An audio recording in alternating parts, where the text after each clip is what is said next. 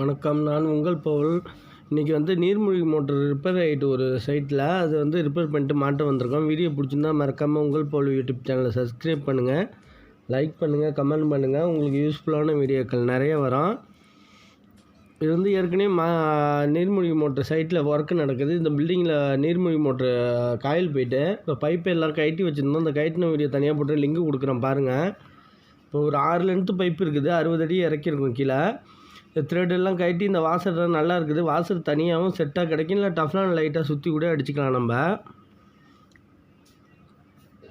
நீர்மூழ்கி மோட்ரு இது 1 HP இது ஷார்ப்பு கம்பெனி. இது இப்போ கொஞ்சம் ஷார்ட் ஆகிட்டு அதனால் காயில் சுற்றிட்டு இப்போ போர் எல்லாம் வேலை பார்த்து வந்திருக்கு. அதில் லேயர்லாம் இதுக்கு ஒயர் டை வாங்கிட்டோம். ஒயர் டை வச்சு தான் கட்டுவோம். அதுக்கு கிரீஸு கொஞ்சம் அந்த த்ரெட்டுக்கு போகிறதுக்கு கொஞ்சம் வாங்கிட்டோம். ப்ளஸ் ரப்பர் காம்பவுண்டு ஜாயிண்ட் அடிக்கிறதுக்காக வாங்கியிருக்கோம். டேப் ரோல் தான் வாங்கியிருக்கோம், அதுக்கு ஜாயிண்ட்டு தான் போடுறதுக்காக. இப்போ எல்லாம் தண்ணி ஊற்றிட்டாங்க. இதில் காயில் சுற்றுறப்ப தண்ணி ஊற்றிட்டாங்களான்னு பார்க்க வேண்டியதான். இந்த போரு டம்மி பண்ணி வச்சுருக்கோம். அந்த காயில் தண்ணி ஊற்றுறது எல்லாத்தையும் பண்ணியாச்சு. இந்த வலை கண்டிப்பாக முறுக்கணும். நம்ம வலை அதை கட்டி வச்சுருந்தோம், அதை ரிமூவ் பண்ணாமல் அப்படியே முறுக்கிட வேண்டியது. நம்ம வலை இருந்ததுன்னா ரொம்ப மணல் எரிஞ்சுன்னா ஃபுல்லாக இப்போ எல்லாம் போயிடும். அதில் ஸ்டேஜ் எல்லாம் போயிடும், அதில் உள்ள ஸ்டேஜ் எல்லாம் போயிடும். அதில் இப்போ வலையை வச்சு ஃபுல்லாக டைட் வச்சாச்சு.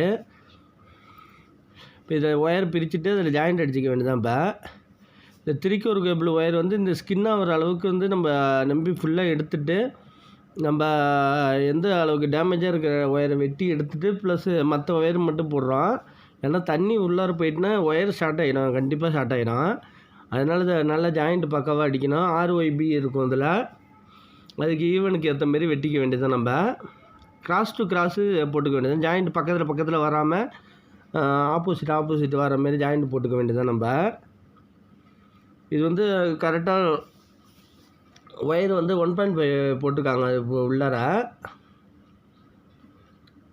இதில் RYB இருக்குது, அந்த மோட்டரில் RYB இருக்கும். அதுக்கு ஏற்ற மாதிரி ஜாயிண்ட் அடிச்சுக்க வேண்டியது. கொஞ்சம் தள்ளி வெட்டிக்க வேண்டியது. நம்ம இப்போ 2 ஒயர் ஈவனாக வச்சு வெட்டிட்டு அது கிராஸில் வெட்டினா கிராஸ் வந்துடும். இல்லை அளவு வச்சு நம்ம கிராஸில் வெட்டினா கூட வெட்டிக்கலாம்.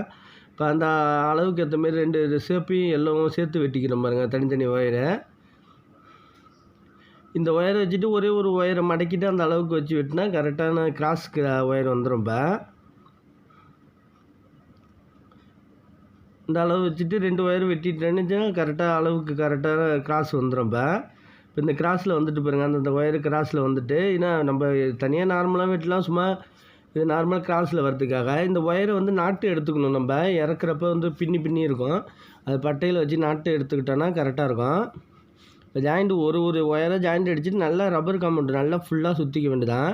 நம்ம ஃபினிஷிங்காக இருக்குன்னு சொல்லிவிட்டு லைட்டாக சுற்றிட்டு நல்லா திக்னஸாக போகாமல் நான் லைட்டாக சுற்றிட்டு வர்றது. நல்லா ஃபுல்லாக கிளியராக அடிச்சிட வேண்டியதான் ரப்பர் காம்பவுண்டை. அதுதான் தண்ணி உள்ளார போகாமல் இருக்கும். இப்போ 3த்துக்கும் ஃபுல்லாக அடித்தாச்சு. 3 தனித்தனியாக கிராஸில் அடித்தாச்சு. ஃபுல்லாக ஒயர்லேருந்து இந்த சைடில் ஒரு 2 இன்ச்சு, அந்த சைடில் ஒரு 2 இன்ச்சு ஏற்றி அடிச்சுக்கிட்டா நல்லது. தண்ணி சொட்டு தண்ணி கூட உள்ளார போகாது. இப்போ ஃபுல்லாக 3த்தையும் அடித்தாச்சு. ஃபுல்லாக அடிச்சுட்டு இது மேலேயும் ரப்பர் காம்பவுண்டு சுற்றிட்டு டேப் ரோல் சுற்றிட வேண்டியதான். இந்த அளவுக்கு அடித்தா தான் நல்லா நிற்கும். நம்ம ஃபினிஷிங்காக ஒயர் திக்னஸ்க்காகவே அடித்தோன்னா நிற்காது. இது ஏன்னா 60 அடி ஆழத்தில் போகுது. நல்லா ஃபினிஷிங்காக அடித்தா தான் கரெக்டாக இருக்கும். இதுக்கு மேலே நம்ம இன்சுலேஷன் ஸ்டெப் எடுத்து அதுவும் ஃபுல்லாக அடித்தாச்சு. இப்போ மோட்டர்லேருந்து ஜாயிண்ட் அடித்தாச்சு. நம்ம ஒயர் டை போட்டுட்டு இருக்க வேண்டியதான். இப்போ நம்ம பைப்பு எல்லாம் ஜாயின் பண்ணுற பைப்பு அதெல்லாம் கொஞ்சம் டஸ்ட்டு இருக்கும். நம்ம லைட்டாக கிரீஸை தடவிட்டு நல்லா ஃபினிஷிங்காக ஏற்றிக்க வேண்டியதான். கை டைட்டு வச்சா போதும், பைப் ரேஞ்சில் டைட்டு வைக்கணும் தேவையில்லை. இந்த வாசர் போய் அணையிற அளவுக்கு வச்சா போதும். ஒயிட்டு கிரீஸ் தான் பார்த்தோம், ஒயிட் இல்லை, இது சைக்கிள் பேரிங் தான். இப்போ அதேமாரி கிரீஸ் நம்ம த்ரெட்டுக்கு தான் போடுறோம், அது ஒன்றும் பிரச்சனை இல்லை. நல்லா தடவிட்டு ஃபுல்லாக ஏற்றிட வேண்டியதான். நம்ம ஃபுல்லாக த்ரெட்டு ஏற்றிட வேண்டியதான். ஃபுல்லாக ஏற்றினா அந்த வாசர் போய் வேணும், இல்லைன்னா லீக்கேஜ் ஆகிட்டே இருக்கும். லீக்கேஜ் ஆகிற ஒரு கம்ப்ளைண்ட்டும் கிடையாது. தண்ணி ஒரு 10% உள்ளார வேஸ்ட்டாக போயிட்டு இருக்கும், மீதி 10% வெளியில் வரும். ஃபுல்லாக டைட் வச்சாச்சு. ஃபுல்லாக டைட் வச்சுட்டு ஒரு பைப்பு மட்டும் சப்போர்ட்டுக்கு பிடிச்சிட்டு நம்ம ஒயர் நாட்டு எடுத்து வச்சுருக்கோம் பாரு. நாட்டுன்னா அந்த முறுக்கு உள்ளது எல்லாத்தையும் அதை ஒயர் டை போட்டுற வேண்டியதான்.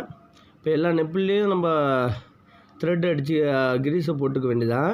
கிரீஸை போட்டு இந்த வாஷர் வந்து நல்லா இருக்குது. இது தனியாக கிடைக்குது. இது தேவைப்பட்டுச்சுன்னா அது போட்டுக்கலாம். நம்ம பிஞ்சிட்டுனா லைட்டாக டஃப்லான் டேப் சுற்றி கூட அடிச்சுக்கலாம் நம்ம. இப்போ இந்த மோட்டரில் பாருங்கள், ஒயர் டை இந்த ஜாயிண்ட்டு கிட்ட தான் நல்லா போட்டாச்சு. அணைச்சி ஒரே சைடாக போட்டாச்சு. இதில் வந்து ஒரு பைப்பு மட்டும் தான் நம்ம லென்த்து போட்டுட்டு தூக்கி விட்றதுக்கு வாட்டமாக இருக்கும். இல்லைனா நம்ம செயின் பிளாக் போட்டு தான் இறக்குற மாரி இருக்கும். இது 1 kgP இருக்கிறனால இறக்கிடுறோம். இப்போ மோட்டரை தூக்கி போரில் கரெக்டாக விட்டுட்டு ஒரு கிளாம்ப் செட்டு எல்லாத்தையும் ரெடி பண்ணி வச்சுட்டோன்னா மாட்டுறதுக்கு கரெக்டாக உள்ளார விட்டுட்டா இது வந்து 100 அடி போட்டிருக்காங்க.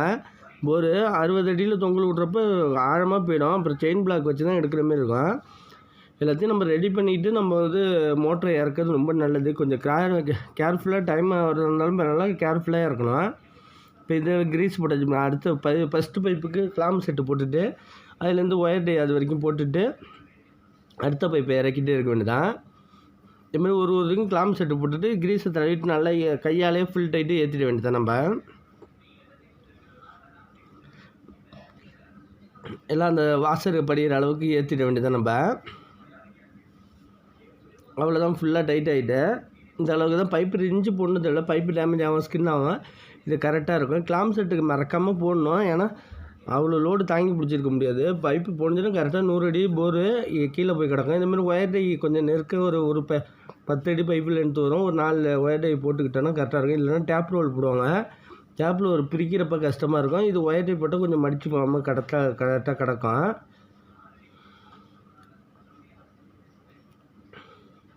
இப்போ வந்து மோட்ரு ஃபுல்லாக இறக்கியாச்சு. 6 லென்த்தும் சைடில் எல்லாத்தையும் ஸ்பானர் எடுத்து வரல, அதனால் அட்ஜஸ்டபிள் டைட் வச்சாவது.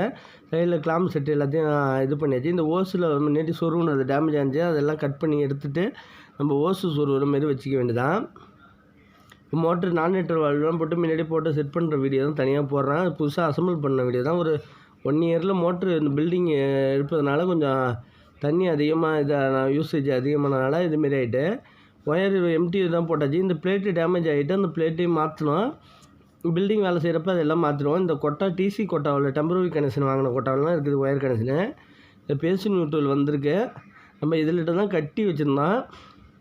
இதில் வந்து ஒரு சைடில் லெக்கு எரிஞ்சதுனால நம்ம வந்து பேஸு வந்து டேரெக்டாக அடிச்சிக்க வேண்டியதான். நம்ம கீழே பேசி நியூட்ரல் RYB இதில் கொடுக்கணும். அதில் ஸ்டிக்கர் ஒட்டி காட்டியிருக்காங்க. அதுக்கு ஏற்ற மாதிரி நம்ம கொடுத்துக்கலாம். இப்போ இதில் கனெக்ஷன் எல்லாத்தையும் கொடுத்தாச்சு. இதில் கீழே லெக்கு வீணாக போனதுனால அது தனியாக கொடுத்தாச்சு. மற்றபடி RYB மோட்டரில் கனெக்ஷன் கொடுக்குறது எல்லாத்தையும் நார்மலாக அதுலேயே உங்களுக்கு டயக்ராம் கொடுத்துருக்காங்க. அதுக்கேற்ற மாரி முறுக்கிக்க வேண்டியதான். போட்டுட்டு நம்ம மோட்ரு இப்போ ஆன் பண்ணி பார்ப்போம். இது வந்து ப்ரெஸ்ஸிங் டைப்பு. அதை ஆன் பண்ணிவிட்டு ஏதாச்சும் ஆன் பண்ணுறப்ப ப்ரெஸ்ஸிங் பண்ணி வேண்டியதான் ஒரு 3 செகண்டு. இப்போ மோட்ரு ஆன் ஆகுதான்னு பார்ப்போம். ஆன் ஆகிட்டு ஆன் பண்ணியாச்சு. மோட்ரு பம்ப் ஆகுது பாருங்கள். பெரிய பில்டிங்காக இருக்கிறனால தண்ணி யூசேஜ் அதிகமாக இருக்குது. இங்கே வந்து ஃபுல்லாக தண்ணி யூசேஜ் இருக்குது. இப்போ மழை டைமாக இருக்கிறதால ஃப்ளாட்லாம் தண்ணி நிற்கிது. இப்போ மோட்ரு தண்ணி ஓடுது. இப்போ மோட்ரு ஆன் பண்ணி கொஞ்சம் நேரம் ஓடிக்கிட்டு இருக்கணும். ஒரு 1/2 hour ஆச்சும் ஓடணும் மோட்ரு. அப்போ தான் இந்த தண்ணியெல்லாம் குழம்பல் தண்ணியெல்லாம் பம்ப் ஆகி வரும். இல்லைன்னா மோட்ரு ஸ்டக் ஆகிட்டுனா திரும்பி தூக்கி தான் இது பண்ணுற மாரி இருக்கும். அதெல்லாம் பம்ப் பண்ணால் ரன்னிங்கில் ஓடிடும் உங்களுக்கு. இந்த பில்டிங் ஒயரிங் வேலை ஃப்ளம்பிங் வேலைலாம் வீடியோ போடுறேன். அந்த பில்டிங் வேலை நடந்துகிட்டு இருக்குது. இப்போ மோட்ரு எல்லாம் டெலிவரி ஆகிட்டு இருக்குது. நல்லா தண்ணி ஓடிக்கிட்டு கிடக்குது. இன்னும் இதில் ஃப்ளம்பிங் ஒர்க்கு தான் ஆரம்பிக்கல இந்த பில்டிங்கில். அதனால் இந்த போர் ஒர்க் மட்டும் தான் பார்த்துட்டு இப்போ பூசி வேலை நான் முடிஞ்ச கம்ப்ளீட் ஆகிற நிலைமையில் நிற்கிது. நான் ஃப்ளம்பிங் ஒர்க்கு போடுறப்ப வீடியோ போடலாம் தெளிவாக. வீடியோ பிடிச்சிருந்தா மறக்காமல் உங்கள் போல் யூடியூப் சேனல் சப்ஸ்கிரைப் பண்ணுங்கள், லைக் பண்ணுங்கள், கமெண்ட் பண்ணுங்கள். உங்களுக்கு யூஸ்ஃபுல்லான வீடியோக்கள் நிறையா வரும். நன்றி.